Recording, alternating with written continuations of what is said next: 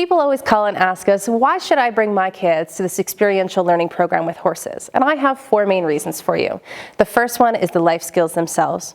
The second piece is the relationship piece.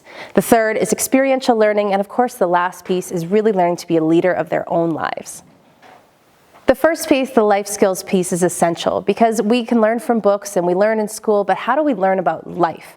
In our program, everybody works as a team. So that first piece is learning to work with others well. And I mean, if you look at our lives, as you grow older, you never get to pick who you're going to work with or who's going to be on your team necessarily in life.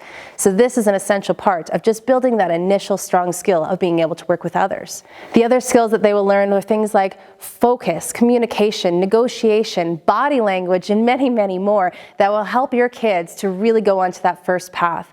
Communication today is huge. We think about all the texting that we do, we're chasing Pokemons and everything else under the sun, but are we actually communicating with people? And how do we know how to do that? A lot gets lost, just body language, tone, in text messages and emails. So how do we get ourselves on the right track to be able to properly communicate with the other human beings in our lives? The next piece is about relationships and how do we build those? How do we work within the relationships of our own lives, whether it be our peers at school, our families, working with our teachers, or again, working in groups. But this program can really help people to recognize how much easier these relationships can be if we work together rather than trying to fight against each other all the time. They learn to appreciate other people's strengths, other people's limitations, and how those can be worked with to get the best benefit for the entire team. Really, this is preparing youth to go out into the real world and build these relationships with trust and respect so that they can go out with integrity and learn how to build a relationship with other people as they go forth in their lives. The third piece of this is the experiential learning piece, and this is so important. People get to see the actual change in behavior and the consequences of that immediately within our arena. And the lessons are not left in the arena. Everything must be paralleled back to everyday life so we can utilize these skills. People work in classrooms all the time, but it's different when they can actually have a hands-on experience to feel that consequence and be able to apply it to their everyday lives. We had one teacher who came out and brought her entire class of kids with her, and she would actually bring it back into the classroom. She'd say, now guys, if we were with the horses, what would the horses be doing right now? And they would all calm down and say, oh yeah, we'd be freaking out the horses. So it just goes to show how all of these lessons that they're learning, since they are experiential, can be applied to everyday life so that they have things to draw from when they're making their future choices.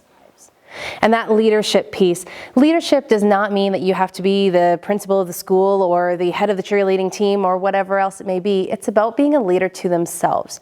Knowing that, yes, I am okay with this, or no, I don't want to do that.